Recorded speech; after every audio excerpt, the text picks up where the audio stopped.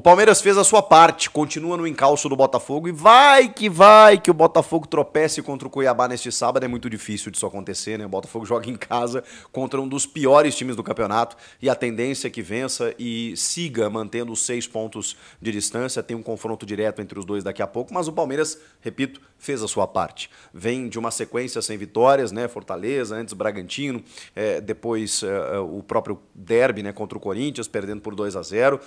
Obviamente iria descontar no Grêmio. Eu já imaginava que isso fosse acontecer. Só não imaginava a postura covarde que obteve o Grêmio. Ah, Chico, mas se o Grêmio tivesse arrancado um empate, você não estaria falando isso. Não, eu estaria falando que por um milagre dos deuses do futebol, o Grêmio não teria tomado um gol.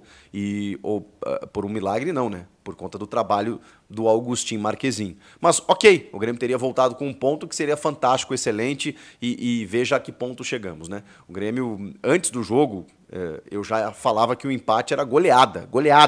Aliás, entre amigos eu já dizia, se perder por pouco, se perder de 1-0, comemora. Porque esse é o jogo que você bota lá no tiquinho, lá no tiquezinho lá da tabela como perdido.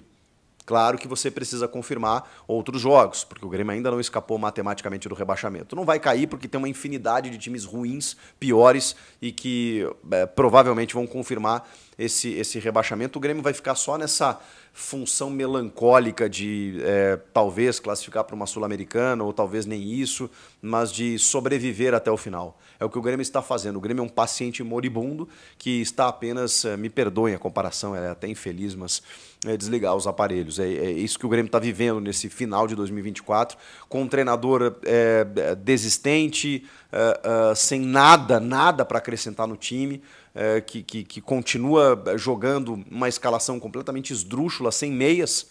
Ele coloca um time sem meias em campo, que é justamente para não ficar com a bola e, obviamente, por conta disso ser atacado. Quando você vai enfrentar um Palmeiras, por maior dificuldades que o Palmeiras esteja, e o primeiro tempo terminou com a torcida vaiando, por conta da instabilidade, por conta da perda do título escorrendo pelas mãos, por conta de algo que só o futebol explica, que o Palmeiras ainda não estava vencendo ao final do primeiro tempo, e depois da perda para um rival, que você tinha a chance de empurrar para o rebaixamento e acabou perdendo o jogo, que também mostrou um cenário parecido, né? Um Palmeiras começando muito bem, mas numa escapada foi lá o Corinthians e fez o gol. O Grêmio teve as suas escapadas, mas não foi competente para sequer fazer um golzinho e gerar essa instabilidade no Palmeiras. Não, o Grêmio, quando chegava ao ataque, chegava muito de forma ocasional. Tanto que o resultado final do jogo, se você olhar o scout, são 35 finalizações contra 5 do Grêmio. E essas 5, assim, 2, tá? Com mais perigo. Uma é uma chegada no segundo tempo, não dá nem para dizer que é uma finalização, e outra no primeiro tempo, que realmente foi um lance perdido em que o Everton faz uma boa defesa. Ponto. De resto, o Marquezin, cara, eu não sei quantas defesas difíceis ele fez no jogo, mas é papo de 10-12. A gente está falando de um massacre como poucas vezes eu vi no futebol. O Palmeiras, ele criou tanto, mas tanto, e chance clara, chance que era assim, para empilhar gols. Fosse 10-0 não dava para reclamar, porque chegou de 35, gente. 35 finalizações. Isso é uma finalização a cada 2 minutos. A cada 2 minutos é uma bola no gol do Grêmio. Gente, isso é inaceitável. Isso é inadmissível. Isso é um time que se subjuga, que se coloca como pequeno, minúsculo, diante de um baita adversário, diante de um grande técnico, diante de um grande elenco, de um time que está disputando a ponta. Mas você se submeter a isso, cara, é de uma pequenez, é de uma covardia. E eu tô cansado do Grêmio covarde, de verdade. Eu tô cansado desse Grêmio modorrento, que se propõe a se defender, a sofrer, e vamos lá, vamos perder de pouco. Cara, que coisa minúscula que virou o Grêmio. Que coisa lamentável, sem meias, com o Monsalvo e o Cristaldo no banco, para deixar o Soteldo e o Edenilson. Quem é o Edenilson, gente? O Edenilson foi quem teve essa chance que eu falei no segundo tempo. O Edenilson não pode ser esse cara. Me desculpem. O Edenilson não existe vestir a camisa do Grêmio. O Grêmio não tem meias. Aí o Renato resolve mexer quando já tá 1-0, tira todo mundo e tira o Bright White, que era a única, e o Soteldo, que era o cara que puxava contra-ataque, para aí sim ele começar a ter um pouco mais a bola. Aí o Monsalvo entrou mal, claro. O moleque, desde que chegou, é o melhor jogador do time e não joga. Como é que ele vai ficar bem de cabeça para entrar e resolver um jogo? Cara, o Renato só cometeu erro esse ano. Mas só cometeu erro. Teve enchente, teve logística, teve tudo, mas no que diz respeito ao comando técnico, ele foi péssimo. O Renato não existe como técnico do Grêmio em 2024. Acabou o Renato, gente. Acabou. Acabou. Espero que os dirigentes tenham visto esse jogo. Acabou. O Grêmio foi amassado. O Grêmio parecia um time de Série D, de quinta divisão, de quinta categoria. Cara, o Grêmio não representou o seu torcedor. O Grêmio sempre foi valente. O Grêmio sempre foi, sabe, o Grêmio sempre deu carrinho de cabeça, deu carrinho na lateral. O Grêmio foi amassado, humilhado. O Grêmio tomou 1-0 e foi humilhado, e conseguiu ser humilhado pelo seu adversário. Pô, o Palmeiras está disputando o título, foda-se. Foda-se, você é o Grêmio, caralho. É o Grêmio. Porra, se não é o Marquezinho, era 7, 8, 10-0. Era isso que eles estavam esperando acontecer? Era isso que o Renato queria ver? Não, vamos segurar uma hora. Porra, era óbvio que uma hora ia sair o gol. E não saiu 2, 3, 4, 5 por detalhe. Porque é futebol. Porra! Até quando a gente vai seguir nessa humilhação? Isso é uma humilhação. Renato, pelo amor de Deus, Renato, eu te amo, mas vai embora. Vai embora, vai pro Rio, vai descansar, acabou. Acabou. Tu não sabe mais o que fazer com o Grêmio. Tu não tem a menor ideia do que tu tá fazendo no Grêmio. Não existe o Grêmio esse ano. Cara, o Grêmio tá sobrevivendo. E olha o elenco do Grêmio, não é pra estar assim. É isso que me indigna, se você olhar o elenco do Grêmio. Porra, olha a folha de pagamento, olha o investimento que tem o Grêmio, olha o nível dos jogadores pra jogar dessa maneira. Cara, que coisa ridícula, ridícula. Se eu sou dirigente do Grêmio, eu tô com vergonha, vergonha. Se eu sou técnico, eu vou pra entrevista com vergonha pelo que aconteceu essa noite. Cara, o Palmeiras humilhou o Grêmio, mas humilhou. E o placar moral era 5-mais. É lamentável, é lamentável. Chega, acabou. E se não acabar, se o Renato quer um recado da torcida, torcedor, eu estou aqui em São Paulo, eu sou cronista esportivo, eu sou jornalista, eu sou um torcedor afastado, eu estou aqui, eu não posso fazer isso. Você que vai para a Arena do Grêmio, faça o seu manifesto, faça o seu protesto. O Grêmio precisa seguir em frente. O Grêmio precisa se desvencilhar disso. O Grêmio precisa sair deste calabouço, desta síndrome de Estocolmo. O Grêmio precisa seguir em frente. E o Renato também. Renato, olha pra frente. Eu sei que você ama esse clube. Olha pra frente. Vá trabalhar no Cruzeiro, no Corinthians, jogar futevôlei na praia. Você tem uma história. Você está jogando no lixo essa história. Você tem uma história construída, você é uma estátua.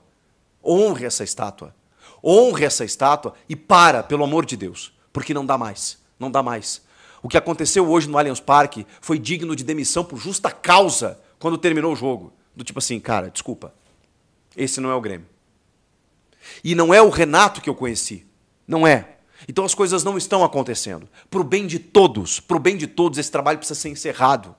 Esse ciclo precisa ser encerrado. Esse cordão umbilical precisa ser cortado. Pelo amor de Deus. Pro bem do Grêmio. Pro bem do Renato. Pro bem de todos. Acabou. Acabou. No que diz respeito ao Palmeiras, o Palmeiras deu uma resposta que precisava. O torcedor já estava orgulhoso, pelo menos em parte do segundo tempo. Ao final do primeiro tempo estava vaiando, porque aí você começa...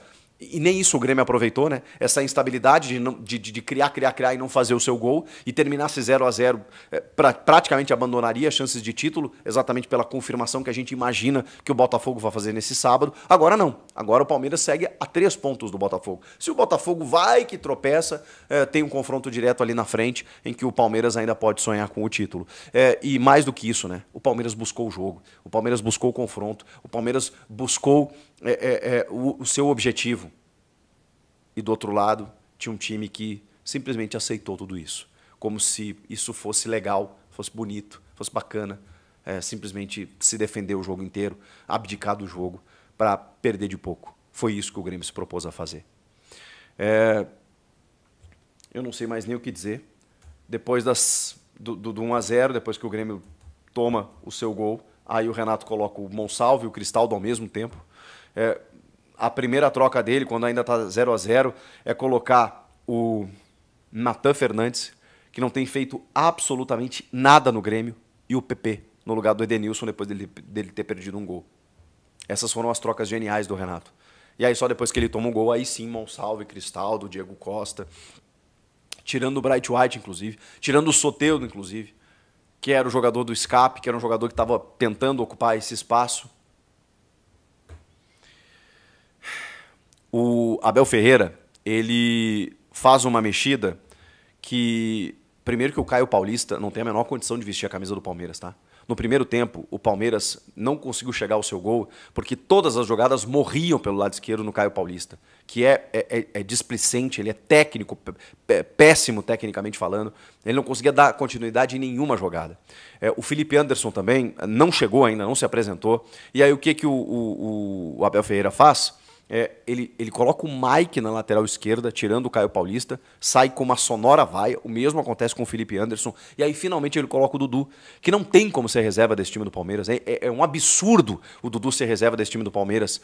De novo, contra o Corinthians ele fez isso, ele entra fazendo uma bagunça pelo lado esquerdo, entrou, e aí dos pés dele saiu o gol no rebote, que cai no pé do Estevão. O Estevão que tinha criado muitas jogadas pelo lado direito, o Reinaldo não aguentava mais correr atrás do Estevão, e no primeiro tempo o Estevão parou muito na marcação, o Estevão não estava conseguindo no segundo tempo. O Estevão só não fez 3, 4, 5 gols porque o Marquezinho estava lá, por um mero detalhe, porque ele balançou e dançou na frente do Reinaldo, e o Renato aqui, ó, enxergando isso como se nada tivesse acontecendo. Palmeiras empilhou gols no segundo tempo, só mais tardiamente o Abel que mudou o time no começo do jogo, ele botou o Rony de falso 9 no lugar do Flaco Lopes, botou o Murilo na zaga no lugar do Vitor Reis, ele está voltando de lesão, então está mais afirmado, e também o Maurício no lugar do Richard Rios, que entra no segundo tempo. Maurício que buscou o jogo, mais que o Veiga até. Buscou o jogo, fez até um gol que foi corretamente anulado, buscou muitas finalizações de média distância, é um jogador que conhece o Grêmio pelos tempos de Inter, né? Então ele estava tentando muitas finalizações, é a sua característica, e era um Palmeiras propositivo. O Richard Rios, quando entra, depois de estar 1-0, ele já entra mais pelo poder de marcação, mas também para poder compor mais o setor no meio campo. Mas, na verdade, foi um amasso antes dessas trocas e depois. O que muda é uma questão técnica, porque o Felipe Anderson realmente não está bem tecnicamente, o Caio Paulista nem se fala, então o que muda é essa motricidade, essa sintonia fina técnica que o Abel consegue com a entrada do Dudu, porque aí o Dudu tem muito mais assertividade nos movimentos, é um cara que sabe o que fazer com a bola e, de novo, ele que constrói a jogada do gol. O Marquezinho fez aquilo que pôde, foram 14 defesas, até estava olhando aqui, 14 defesas, uma hora ele não ia aguentar. O Abel Ferreira disse que inclusive o conhece do futebol português, né? O Marquezinho brilhou muito no Porto, numa época, né? E já tem 35 anos e tal, mas vem se afirmando no gol do Grêmio. Não fosse ele, seria muito, mas muito pior o que aconteceu. Eu estou envergonhado, eu estou com uma cara de palhaço como torcedor do Grêmio depois de assistir esse jogo. Agora o Juventude virou uma Copa do Mundo, vai ter que ganhar, é inimigo direto, para poder escapar do rebaixamento, e é só o que nos restou. Eu sei que esse jogo era meio que perdido, mas quando você analisa o confronto e as circunstâncias dele, você pensa assim, caramba, o que virou o Grêmio? O que virou o Grêmio do Renato?